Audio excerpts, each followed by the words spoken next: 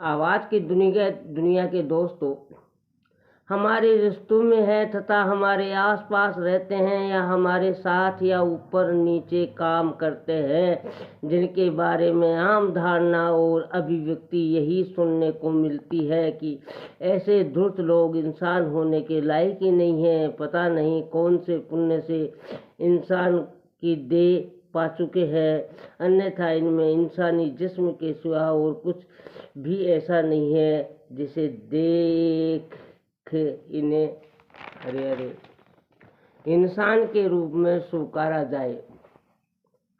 दुनिया में निरंतर विस्फोटक होती जा रही इंसानों की अवांछित भारी भीड़ में फौरी तौर पर इंसान की पहचान करने को कहा जाए तो मौलिक और असली इंसान को एक ही गुण से पहचाना जा सकता है, और वह उदारता वही रख सकता है जो कि अप्रिय ग्रह में विश्वास रखता हो, संग्रह वृत्ति से परे हो तथा मानवीय संवेदनाओं से भरा पूरा हो। उदारता का अर्थ यही है कि औरों के प्रति उदार मना हो, औरों की ज़रूरतों के प्रति संवेदनशील हो, दूसरों की पीड़ा और अभावों तथा समस्याओं को अपने भीतर अनुभव कर मददगार सिद्ध होने वाला हो। कुछ मिलाकर कहा जाए तो उदार भला इंसान अपनी पूरी जिंदगी दूसरों के लिए ही जीता है, अपने लिए कभी नहीं। ऐसा इंसान खुद को कष्ट में रखकर भी औरों को खुश रखने तथा पीड़ाओं को दूर कर प्रसन्न रहने का गुण धारण करने वाला होता है। सीधे साधे शब्दों में कहा जाए तो ये साफ पैमाना है कि जो उदार है वह न दैवी गुणों वाला है, और जो कृपण या कंजूस होता है वह आसुरी अवगुणों वाला होता है। अपने आसपास और संपर्क में आने वाले इंसानों की केवल इसी प्रवृत्ति को देख लिया जाए तो इंसान की विशुद्ध सत्य और सटीक पहचान हो सकती है। बहुत सारे लोग हैं जो किसी हरे नकारात्मक ज़रूरतमंद पर खर्च नहीं कर सकते।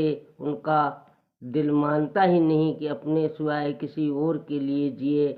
यहाँ तक कि लोग हमेशा अपनी आवक के खिड़की दरवाजे और रोशनदान भीतर की ओर खुलने वाले रखते हैं, जहाँ आवक ही आवक है, ढेला भरवी जाने का नाम नहीं। जय श्री कृष्णा, राधे राधे। इस किस्म के लोग किसी को चाय नाश्ता भी कराएंगे तो परायों की जेब से खूब सारे ऐसे देखे गए हैं जो किसी को अपनी जेब से चाय तक नहीं पिलाते। इसके लिए भी औरों पर निर्भर रहेंगे कि रजामंद में चाय पिलाएंगे।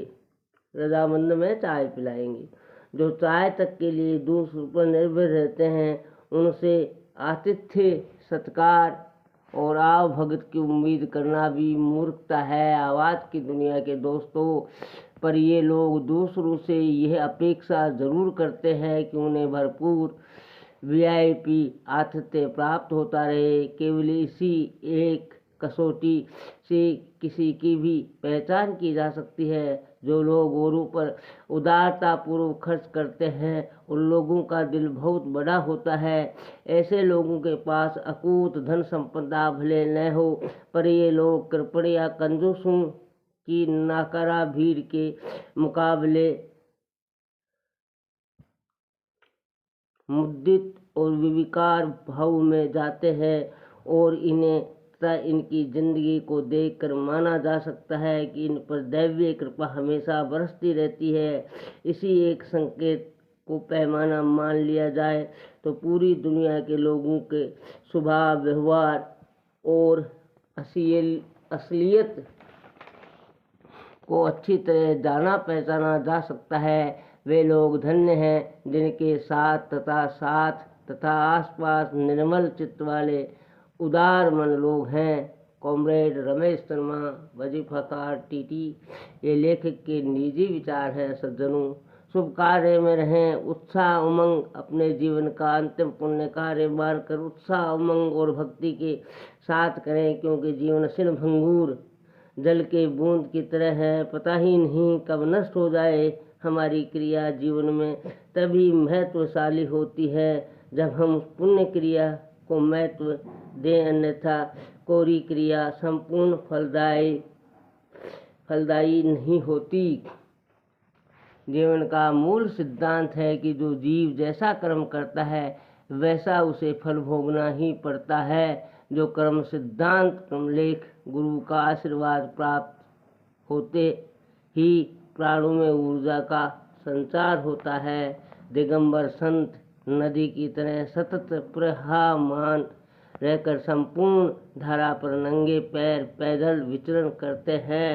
सिर्फ चातुर्मास में साधु 4 माह एक स्थान पर रुकते हैं। श्रावक और साधु मिलकर ही वर्षा योग होता है। मनुष्य ने कहा कि जिस प्रकार नदी को बहने की दृष्टि आवश्यक है, गाड़ी चलने के लिए कम से कम 2 सालाना पहिए होने चाहिए, उसी प्रकार जिंदगी के रथ को चलाने के लिए एक श्रावक और साधु हरे हरे